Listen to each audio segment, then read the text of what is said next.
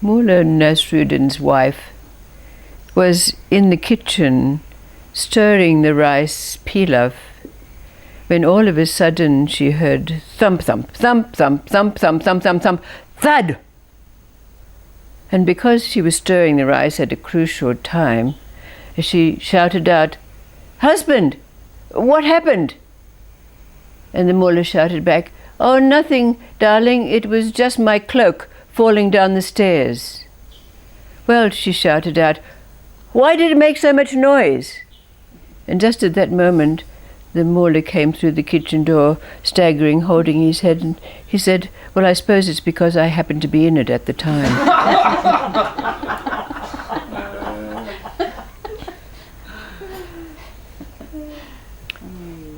There's a man called Azlee, and he was a simple man and very poor, but he was a good man. But he met an unscrupulous merchant who coerced him into investing his life savings, about 100 silver coins, with him. But after some time, Azlee had need of the money, so he went to the trader, and of course the trader said, "Oh, never seen you before in my life. What money are you talking about?" Well, Azlee was beside himself. What could he do? He was a simple man. He hadn't even obtained a receipt for the money that he'd handed over, so he had no redress. What could he do? He was beside himself because he had need of this money.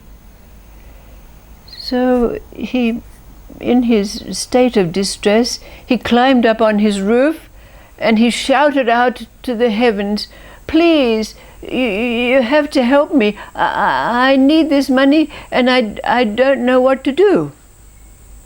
Well, it just so happened that at that very moment, a dervish, a wandering dervish, happened to be passing in the street below.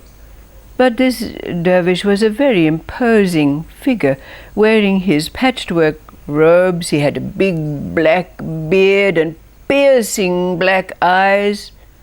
Most people ran away from him. He was such a frightening and imposing figure. And when Azlee descended down from the roof, the dervish approached him, and Azlee, like all others, were quite intimidated by this figure, frightened that he was going to put the evil eye on him. But the dervish said, "Don't let appearances deceive you. My intent in life is to do good, and I think I can help you." Well, Azlee didn't understand what he was talking about, being a simple man, and he was still rather frightened of the dervish's appearances. But as it happened, the very next day, when Azlee had gone down to the little shop of the trader who had deceived him, sort of standing outside thinking, wondering what he could do, the dervish came by and he said to Azlee, "Oh, Azlee, my dear old friend, I'm so glad to meet you. I've been wanting to come and see you because I want to invite you to my house so that I can impart all of my secrets to you." Now, Azlee was completely bamboozled by all of this. He didn't know where the house of the dervish was anyway, and he didn't know what he was talking about, secrets anyway. But as it happened, the trader was inside and came out to hear what was going on. Well, that very evening, the dervish went to Azlee's house and said, "Well, how much did he give you?" And Azlee said, "Oh, he gave me 5 times what it was that I'd invested with him." "Oh," said the dervish, "well, it worked, didn't it? Now you have to see for yourself how it is that it's worked And this is not part of the story. This is what's said to you. How did this work? A third story already told is about this Khan Ali. Now Khan Ali was a farmer, and on his farm he had many animals. But he had a longing. He longed to know the language of the animals. This was his greatest wish, his greatest desire. So, having heard of a great teacher and sage who knew the language of the birds, he set out to find him. But he was not able to find him because he'd already passed on. But he found one of his main disciples. And as it happened, just before he came to meet this disciple, he saved an old dervish who was caught in the middle of a rope bridge and was dangling dangerously. But he was able to save his life. So when Khan Ali arrived at the disciple of the great sage who knew the language of the birds, of course it was known by this disciple of his good works. And the disciple said, because of your kindness, I'm going to impart to you the secret of the language of the animals. But, he said, you must promise that you will never impart this secret to any other. So this was passed to Khan Ali, and he went back to his farm. And that very day, when he'd bound his animals, he overheard a conversation between the donkey and the ox. And the ox was saying to the donkey, look at your life. All you have to do is carry the master and his wife to the market each day. But my life is so hard. Every day I'm yoked, and I have to plough the fields day after day. Oh, said the donkey, that's very easy. Our master is quite kind, and if you pretend to lie down as though you are ill, he'll disallow you from slaving in the field and let you rest. So the next day, when Khan Ali came out, there was the ox lying on his side. But having overheard the conversation between them, he said out loud, "Ha! If this ox doesn't get up and go out to work, I'm going to take him to the market to be sold, to be boiled down for tallow." And of course, straight away, the ox got up and was allowed himself to be yoked to go out into the field. But that day, of course, the Khan Ali had to go to the market, and of course there was the donkey, and the donkey had a small little donkey that she'd given birth to. And as they were going down the road, the little donkey said to its mother, "Mother, I'm so tired. Will you carry me on your back?" And the mother donkey replied, "You know I cannot do that. I'm carrying the wife of the farmer." But of course Khan Ali heard this conversation and immediately demanded that his wife climb down from the donkey and allow them to rest under the shade of a tree. Now, of course, the donkey, being a smart donkey, realized that Khan Ali could understand what it was that was being said. And she noted that even though he'd spoken harsh words to the ox, he had treated her kindly and her child kindly by allowing them to rest, minding that the wife get down off her back and let them have the shade of a tree. So, in donkey language, she thanked Khan Ali for his kindness. Now, of course, when they got back to the barn that night, the words of what had happened through the day were exchanged between the donkey and the ox. And when Khan Ali came out to bed them down for the night and give them their hay, the ox said to Khan Ali, "You allow your wife to bully you always. And very soon, if you keep on like this, when she demands to know what it is that's going on because you laughed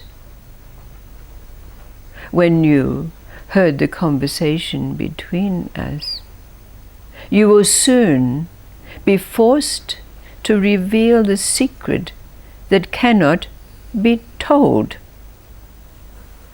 But there is a way that you can stop this from occurring. Why don't you take a little stick as big as your small finger and wave it in front of your wife?" Well, Khan Ali decided that he would take this advice. So he took a little stick and went into his house and waved it in front of his wife. And he said, "Wife, will you stop haranguing me, harassing me, wanting to know every detail of my life, even when I laugh?" Now, Khan Ali had never spoken to his wife in this way before, and she was so shocked, she immediately closed her mouth and did not bother him again.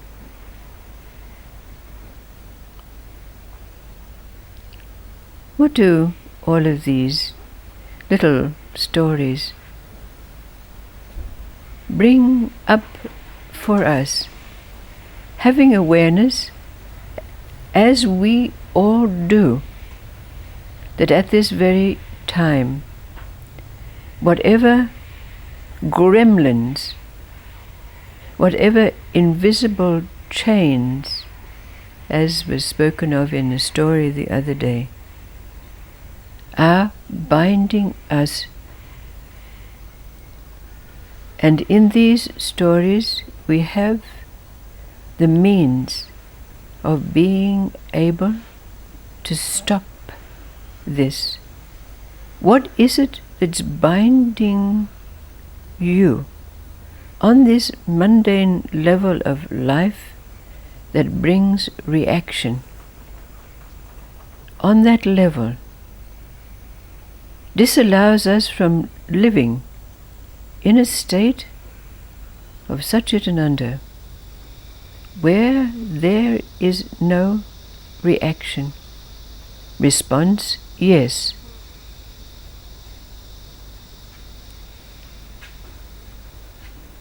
Here's the answer. What are these stories telling us?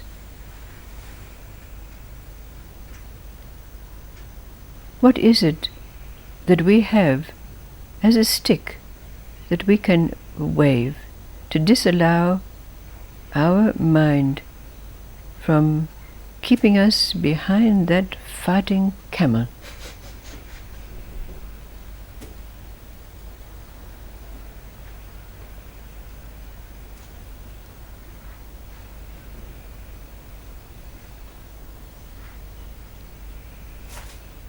As we all know, the purpose of these stories is to evoke our own knowing. All of us, each of us, have all that we need. What is your stick? Perhaps you already know what that invisible rope is that binds you to that camel. But you already also know that which disallows it from keeping us at that level of life where we're always in the arena, always on the battlefield.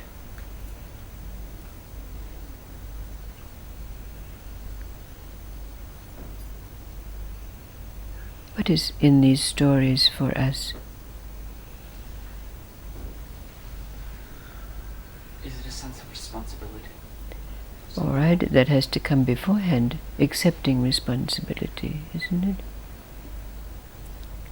And that means recognizing what that invisible rope is. Wouldn't you say?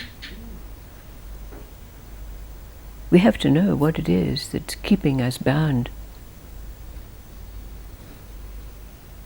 What? I would say for me it's mainly the need to know. The need to know. Yes.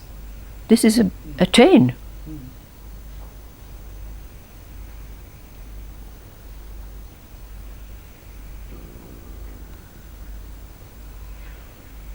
What is this stick?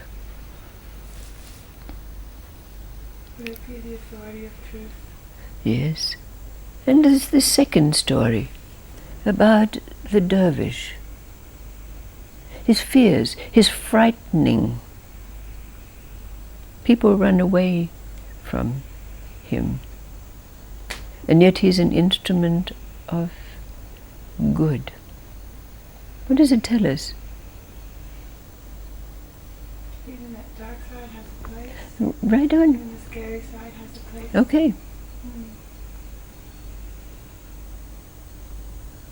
That power, isn't it? That we're all afraid of in us. That we're afraid to unleash. Because if we do, it could kill somebody. We know how powerful it is. So we have this invisible chain that keeps holding it back. What's our stick?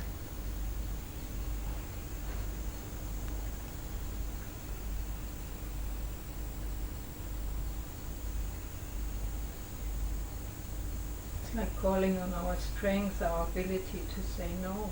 Yes, that. Yes.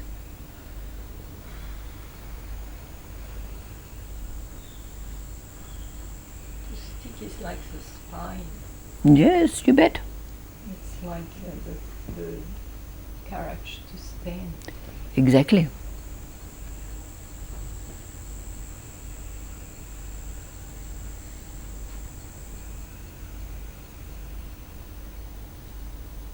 What do you do when you're standing in a big wind? Face it.